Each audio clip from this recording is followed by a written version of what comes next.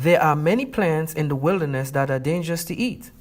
Therefore, in an emergency situation, you do not want to just go in the wild and eat anything. Learn to identify the plants that are safe to eat and that could be used for medicinal purposes. And that's one of the major focus in this video.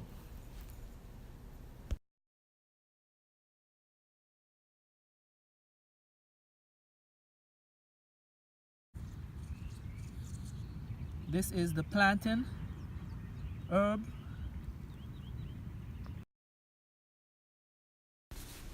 Here is a list of 14 edible plants in the wild. The first is the plantain herb. Now this one comes as broadleaf or it has a narrow leaf as shown in this picture.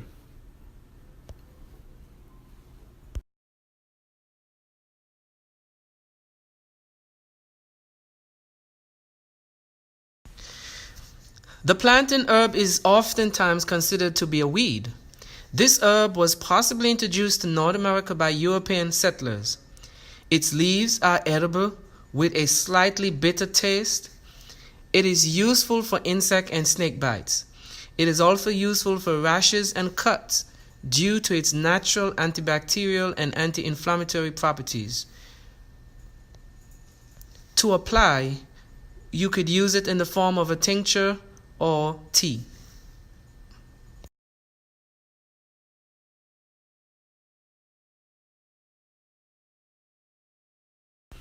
The dandelion is considered to be the landscaper's worst nightmare. But there are so many value in this plant.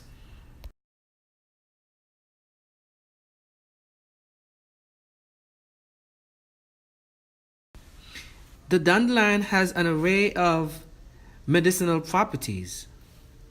It may help fight inflammation. It may help with the aid blood sugar control. It may help reduce cholesterol, for the lowering of blood pressure, for the promotion of a healthy liver, and there are some possibilities it may help in the aid of weight loss. It is also rich in nutrients. It can be eaten raw or cooked and is a source of vitamin E, vitamin A, C, and K. It is also a source of minerals such as iron. All parts of the dandelion are edible, from the flowers, which can be used as a garnish, to the leaves, and the roots can be used dried or fresh and be used to make a tea.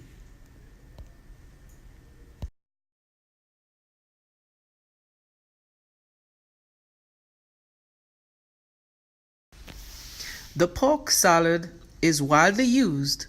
However, caution should be taken when used for eating.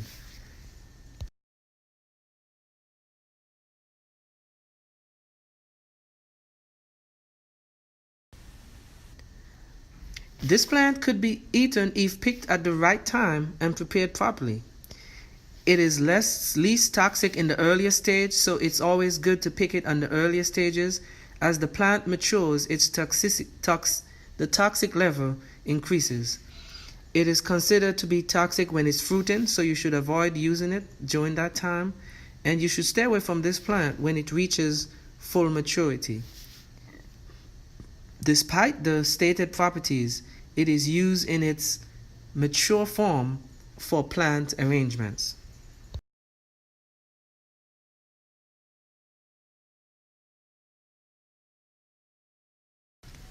Next, we will look at the maypop.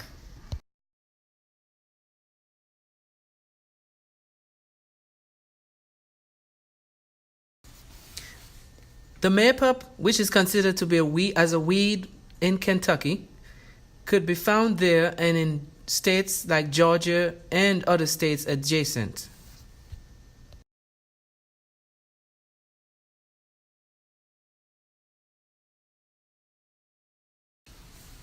This native vine has unique flowers and pods that can pop, and it can be found, as I mentioned, in states like Georgia. The food is edible. It could be used as a sleep aid, pain reliever, lowers blood pressure, and anti-anxiety, and an antidepressant. As a tea, you could add up to 2 grams of the green or dried leaves to a cup of water. Some traditional uses include the use of roots as a poultice to get out inflammation in wounds caused by thorns. The roots back then were more widely used than any other part of the plants. The bloom of the maypop usually appear in June, and usually the pods are attainable in fall.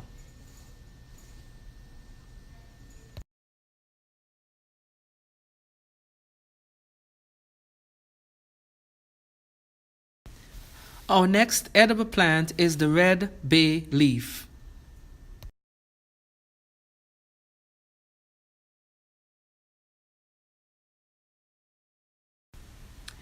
The dried or green leaves of the red bay could be used to make a tea, or it can be used as a seasoning. Some other uses are to treat fevers, headaches, diarrhea, constipation, and appetite loss.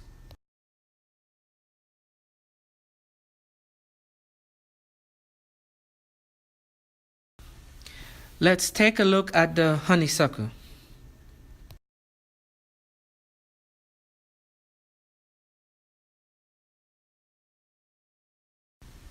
The seeds, flowers, and leaves are used for medicine.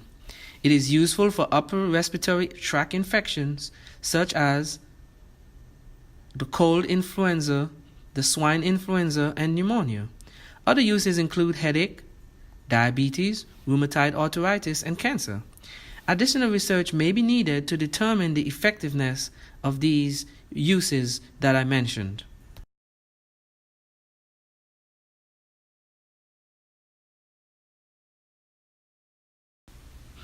The wild strawberry is easy to recognize.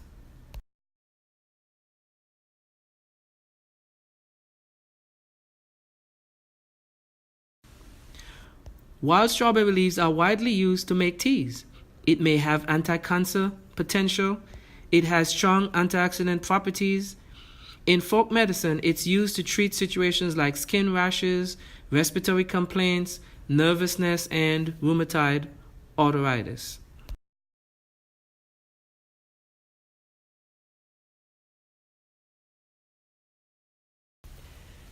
The next plant is the rabbit tobacco herb.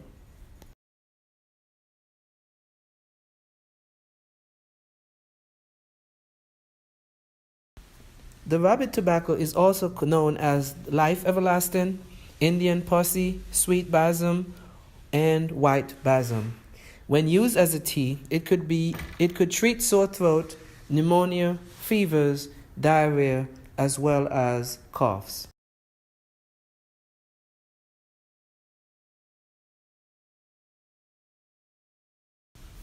The wild blueberry is a must find.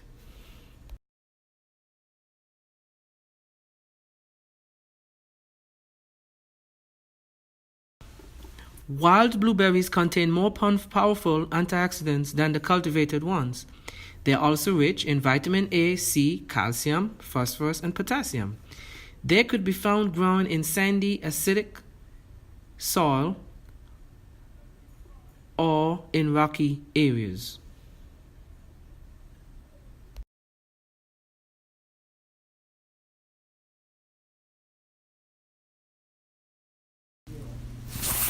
Blackberries are easily identifiable by their clusters.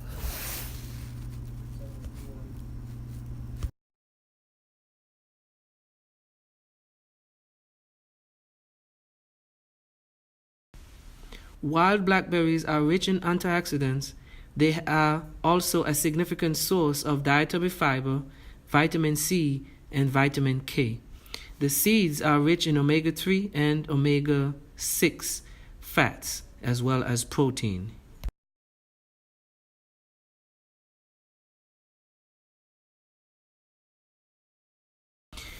The next plant is the wild grape. This is oftentimes referred to as the muscadine.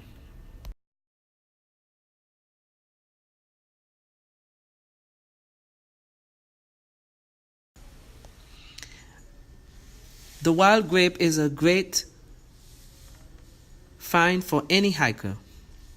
It is a good source of fiber and manganese.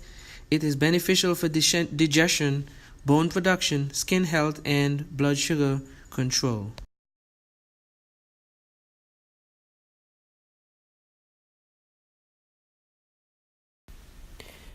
The next edible plant we'll take a look at is the daisy fleabane.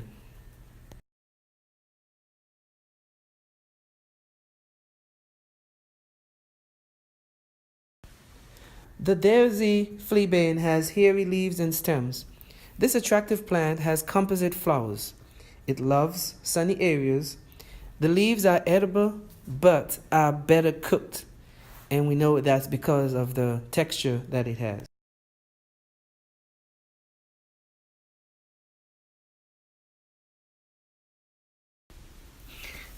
The next plant is the wild onion. Now, if it looks like an onion and it smells like an onion, then most definitely it is edible.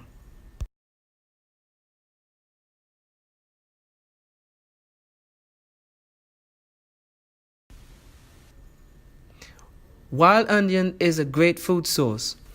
All parts of the wild onion are edible: the underground bulbs, the chives, and the blossoms. Again, as a reminder, before harvesting, please ensure that it smells like onion.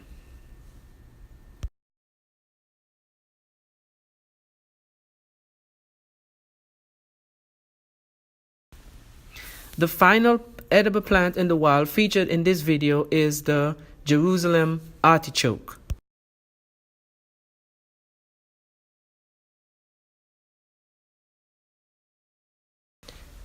The Jerusalem artichoke is also referred to as sunflower.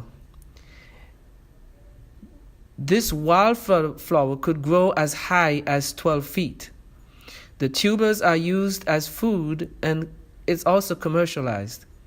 The carbohydrates are made of inulin, and so it's suggested if you obtain the bulbs and you were to cultivate it, it would be best to allow those bulbs to go through a number of frosts where they will be converted to fructose before consuming. If you do that prior to that time, it can perhaps cause stomach aches.